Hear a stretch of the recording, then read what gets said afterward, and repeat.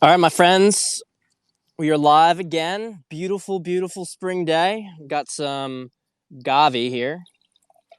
Gavi is one of my favorite Italian wines from the north of Italy, Piemonte, where you get Barolo, Barbaresco, all the king wines. These are the wines in Italy that are most like France. Okay, but everyone knows about the red. Gavi has a lot of really high quality potential, though. It's got a lot of acidity to it. It's very crisp. I think it's one of the most reliable Italian white wines you can get. A lot of Italian white wines, they can be very interesting. Sometimes they can become very flat.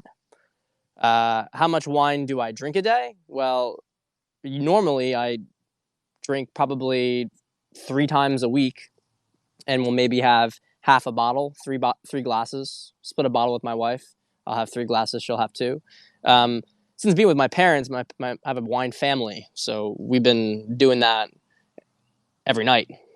So, been enjoying the quarantine, and it's one of the reasons that I want to share this stuff with you, share the experience with you. That's a good one. So, the topic today: honesty, ethics, dating, and relationships. There's two main things I wanted to tackle here. So, one of the big ones that you hear a lot about, like past history. Like there was something that was going on with one of those relationship Reddit things, which are just a total clusterfuck. I mean, such hilarious stories about people who have some serious problems on there.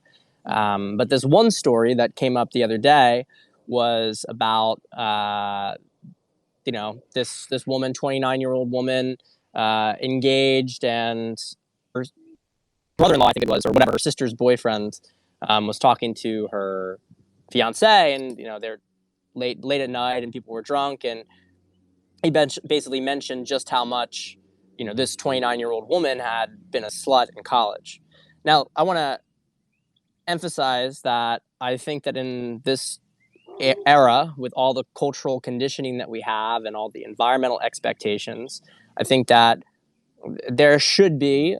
I think that you're probably being very dogmatic and probably projecting in some way, especially very often being a hypocrite if you think that a woman should, and if she doesn't has some sort of massive character flaw, go through college and not sleep with anybody.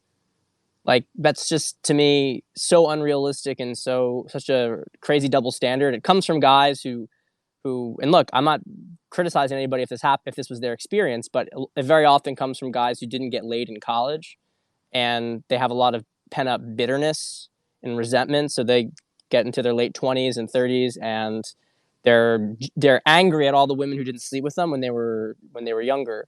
So I want to put it out there that I think that trying to hold a modern woman to the standards of the Victorian era, which I don't think was a good era for this stuff anyway, at its own whole set of problems, is just ridiculous. That said, I mean, this girl, by all accounts, in this relationship Reddit thing, some of you guys maybe saw it. I mean, no idea how many guys she had slept with. Said it was all a blur to her, and she had gotten gangbanged and was friends with all those guys on Facebook. And I mean, look, there are some girls who are saying like, well, he's not insecure about her past, but let's be real here, guys. Like, who wants to be with a girl who was gangbanged? Like, let's guys have an issue with the Madonna whore complex, right? Just like women have an issue with the lover provider complex. And what you want is a girl who can become both the Madonna and the whore in her own ways. Those two sides of her can come out. You want a girl who has a very healthy understanding of her sexuality. She's not repressed. She's open with it, and she's a good woman.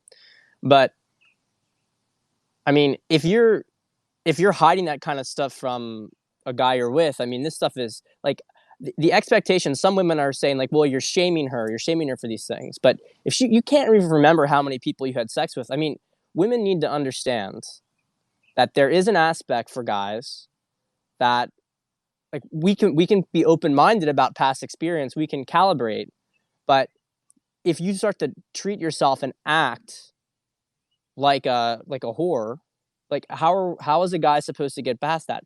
It like it's a massive, massive ask. So the point of this is about honesty, and it's about also the decisions that you make during this period. And a lot of this is for the women who are watching this. It's like, look, I don't want people to feel like they can't have some sort of experimentation, but you have to understand that there are consequences to your past decisions in your life, the things that you make. When you marry someone, when you get serious with someone, you are taking on a lot of their past experiences. Now, of course, they can have evolved and they could have grown out of stuff, but it's just an unrealistic expectation. So I wanted to put that out there because I was getting some stuff like, oh, well, my guy's not insecure about this. My guy doesn't, this is like ridiculous. It's ridiculous to ask somebody to have promiscuous behavior. And there's no guarantee that stuff. And the fact is this woman wasn't honest about it. I mean, she kept all that stuff from him. She didn't say that she was gangbanged, right? Now, this kind of gets in the whole idea about honesty and disclosure, because this is in relationships, because it's a very fine line. Like, you don't want to be over prying, right? Because it's insecure to over pry in someone's past. And look, I mean, there is the element that you guys are together at like the now moment, right? But you have to think, like, if there's something that the other person would really need to know and you're not telling them, if it's something that would drastically make an impact in their ability to make a good decision about being with you, then ethically you need to disclose it. You should disclose it. You don't have to go into like details about every single person that you've been hooking up with. You shouldn't even necessarily talk about most of that stuff at all. But if there's some stuff that you did, like if you were in a past relationship and you cheated, you should disclose that. And the only way for you to be really trustworthy, because if that does come out at some point and she found out that wasn't, I mean, just speaking from a consequentialist standpoint, it's very bad. She's going to have a very little bit of trust in you. So what you want to do is you want to give someone an honest perception of yourself so that they can make a decision based on who you are. And it doesn't mean going into crazy, crazy details, but if a girl gets gangbang, like that should be disclosed to the guy, right? Of course, it's not, most girls aren't going to do that, right? Of course, most girls aren't going to do that. Yeah, exactly. I mean, it's a preference of not having a wife with that in her past. And yeah, I mean, and I think, look, if I liked a girl and she said that to me, I would be very appreciative that she said it to me, but it would be very difficult to not put her in that sort of box going forward. It would be very difficult to bring the sort of Madonna element of her out. Maybe you could do it, and power to you if you can do it. I'm not judging you for these choices that you make, but that is something that people need to understand if they make certain decisions. Like if you're a guy and you're out just to hook up with as many girls as possible, you are going to lose the opportunity to have a good woman. Eventually, it's going to be impossible for a good woman to be with you. Eventually, you box yourself out of certain realities by the choices that you make. So it's really, really important. It goes for men and women that you're very conscious on this process of who you're hooking up with. We're not talking about any of the COVID stuff today. That's for the Wednesday podcast, Periscope. So the other thing I wanted to talk about, and this now goes into dating. So let's say you're in a position in life where you are trying to date and you're trying to figure out exactly who you're trying to figure out exactly what kind of, like, you're not in a position to be in a relationship is what I'm trying to say. Okay. So you don't want to be in a relationship, and a girl but a girl does want to be in a relationship. So at what point do you have, if you guys keep talking about coronavirus, I'm sorry. I know you guys mean well. You're just like distracting on the feed. I'm going to have to block you. So, cause we're not talking about that at all right now. We're talking about other stuff. So where was I? So you're dating girls. Yeah, it's all good, man. Tomorrow, come back tomorrow or Wednesday when we have it, and we'll be talking about that stuff. So, everybody's putting this stuff out here. ID and green card, please. All right, look. Back to the topic at hand. So when we're out and we're dating a girl, we're trying to go out and date. A girl may want to have a relationship. So if we know that early on, what do we talk about? Like what do we say to her? That what we want is different. What is our ethical obligation here? Because if you're good at reading people, you can figure out what they want really quickly. And then because you have this greater awareness, you can't play. It's ethically, are you able to play as dumb, right? Like a person who's stupid could say that, well, I have no idea what I'm doing. I didn't realize you wanted that. But if you're really smart and you're aware and you know that somebody wants something, do you have to give them what they want? And this is like an ethical thing that people get involved in with dating, especially guys who are more sensitive. They have a good, they care about other people, right? But they're trying to get better with women. So here's my perspective on it. Okay, a girl may want a relationship. Does not mean that you have to obviously give her a relationship, but it also doesn't mean that you have to. You have to. My family's doing weird stuff back there. Does not mean that you have to drop your entire agenda because that's what her agenda is in the beginning.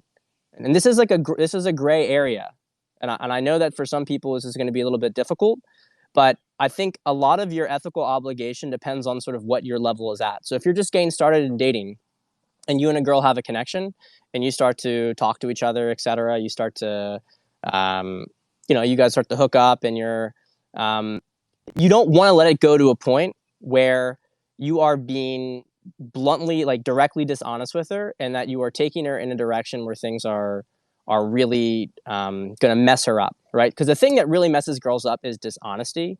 It's when a guy says he doesn't want something that he says he wants something that he actually doesn't. So she does things under the wrong pretense, and that's what scummy guys do. But there's a very gray area in the beginning. Is like, well, you say, well, I don't know if I really want this. Like, I want to feel it out. I want to see where things go. And so you can move things further down the process and get her more emotionally invested. And you're not overtly lying about anything. It gets to be a very gray area. And I'm not, and I think it is a gray area, and I'm not black and white about it. I do urge caution, though, especially for guys who know what they're doing. If you really know what you're doing with girls and you're playing these games, you have to start to like really rethink it, because you don't need to be spending your time on women like this, right? You don't need to be spending your time on women like this, because you are able to create too much of an emotional connection for them that you could do some damage to them. You could alpha widow them to an extent, and alpha widowing feels good for your ego. But if you have no intention of being with a woman, you actually can like really wreck her for a while and her chances of actually being happy with somebody else. If you're just getting started, though, and there's a connection between you and a girl, you don't have to act like with everything that you have to just fall into her agenda, and it's like, oh, well, she wants a relationship, so that means I have to pull out. Like, I think it's actually a really good practice arena.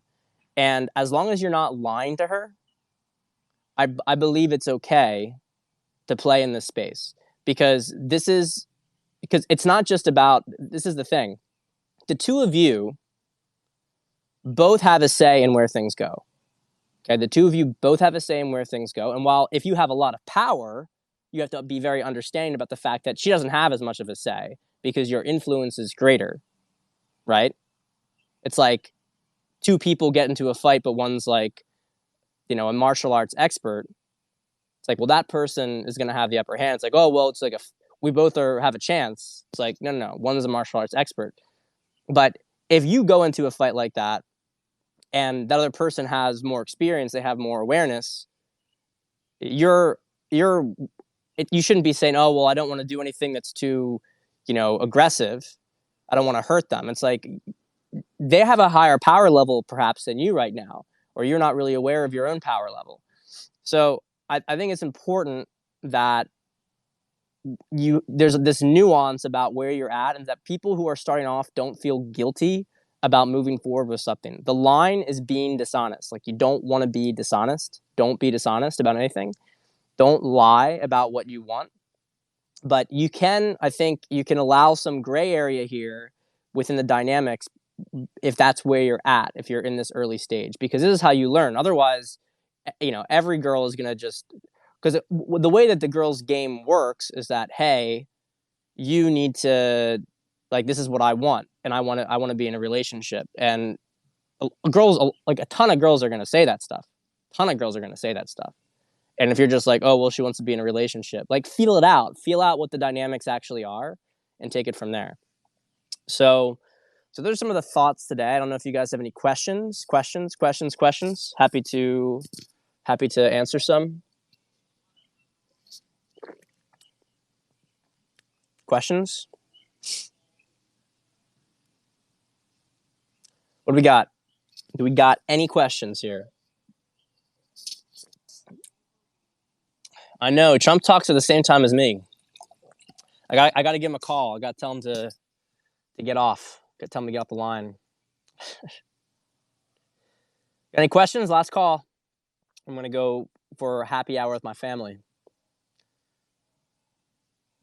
Is dragging it out knowing you don't want anything in the future wrong? Well, this is the thing, Sean, and this is where it gets really gray. I think if you have experience with women, if you are certainly in a position where you have a lot more power and awareness than her, then I think that you are skirting more towards the unethical side of things. Doesn't mean that you're a bad person, but you're being a bit reckless. I did that. I hurt a lot of girls with that, and I regret it. But in the beginning stages when I was doing this stuff, I was very new to it, and I would not say that I didn't have enough awareness of like, I didn't have enough self-perceived power in the dynamic to really be like, oh, I did this to her, right? Like, for guys who are just getting started and they're dating a girl and the girl's saying she wants a relationship, I think that he should explore it. I don't think he needs to like, oh, well, you want a relationship. Oh, well, you clearly want a relationship, and I'm just learning how to, get better with women. I don't think this is justifiable that the guy needs to like roll over. I think his power is just his power level versus her is too low. He's just literally conceding to her frame. That's what it is. So I think that you can explore it a bit more. You still don't want to lie and say, yeah, I do want a relationship. There's boundaries, but this gray area, I think it's like where you're at in the gray area varies. Whereas if you really are good with women, like if you know how to turn women on, get them to fall into a fantasy of you really quickly, it's just not, it's a completely different story. It's a completely different story because you have all the power in the world. You know what's happening. And with great power comes great responsibility, guys. Great power comes great responsibility. And with those girls, you have to be really delicate because you can help them to create a fantasy that they'll never be able to live out. When you're getting started, your ability to create that fantasy is not necessarily as strong. So I don't think that the damage is as much. And that's a very nuanced view. But here's the thing. Like, as much as I'd love to say, no, it's just wrong, don't do it, that's speaking from the position of someone who really has the awareness and ability to have options. That I don't have to do anything with this girl because I could get any other girl that fits my criteria. So why would I do it with this one who doesn't, or who has different objectives? It's the same thing. Like, if you want to go and hook up with girls, like, cool, go ahead and hook up with girls. But, don't hook up with a girl who's really looking for something serious. Don't lead her on, because there's girls who are down to hook up and go after those instead. But when you're getting started, like, that's just not your reality. When you're getting started, it can be even tough to get like an attractive girl because you don't have the awareness and the skills. And so I think it's unrealistic, and I don't think that the ethical burden is that big. What really messes up women is when a guy lies to her. When a guy who makes her feel something lies to her, that fucks up women. A guy who, they date for a couple of months, they get to know each other, and they're like, well, like, look, hey, it's not working because we ultimately both want different things, and she has a hard line, and she's put down the hard line, right? Well, cool, she put down the hard line. Don't lie to get across that line. And that's it. So it's one of the things I do with clients is I take people based on where they're at. In my morality, in that sense, there is this sort of balance about where they are. And it's not even just about morality, it's also where they're at in their own growth journey. Like, some guys, like, they need to go date, they need to hook up, maybe, so that they can get the experience of knowing what it's like to be with a woman and how to turn her on. Whereas if you're if you're a guy who's got a lot of experience and you're like, I want to get more notches, I'm going to think that there's some sort of vibrational issue with you. Like you're low vibration. There's some block. There's some sort of, like, you're not the kind of client I would work with because, well, why are you trying to get more? Like, why is that your objective? But if you're a guy who has a struggle with that, like, well, it's important for you to go through these stages so that we can get you to a really meaningful relationship, but you have to see some things first. Now, as for the question, is asexuality a blessing or a curse? Well, I don't know. I'm not asexual. So I can't speak from experience on that. I think that sexual energy is a good thing, but you have to have control of your sexual energy. The more energy you have, the more you're able to manifest and do in life in general. And the more attractive I think you are with women if you can control it. So I would say if someone has asexuality, I would try to introspect as to why that is. Is that coming from some sort of programming like porn? Is that due to some sort of hormonal issue?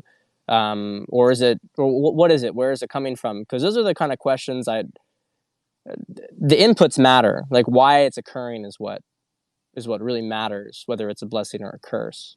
I think it's natural in a relationship to have obviously some of the desire mute, but you should still want to sleep with the person. And also, like when we say asexuality, I mean, is asexual like you want to have sex once a week, or is asexual you don't want to have sex at all? Is asexual you only want to have sex every other day? I mean, for some people that would be considered asexual, believe it or not, because they want it all the time. By the way, that sort of high level of need to have sex constantly, it's very interesting. I think that there is some sort of energetic dysregulation going on if you need to have it all the time. I think it's just a matter of like not having full control over it, which is why, well, they talk about this with women a lot, right? Hypersexuality with women, especially when it comes to like vibrators and whatnot. This is always like a very big thing you have to pay attention to. If a girl is obsessed with a vibrator, she can only come with a vibrator.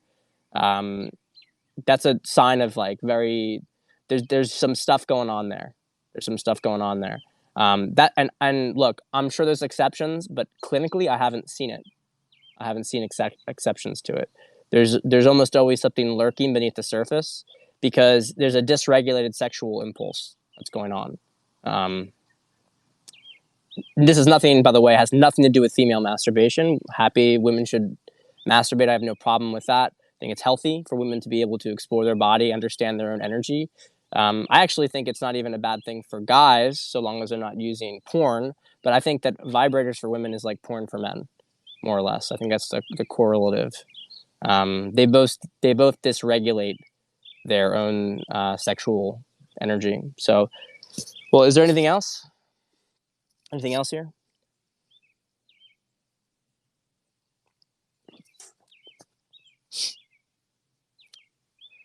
Questions? Well, it looks like we are good, guys. I will see you guys soon.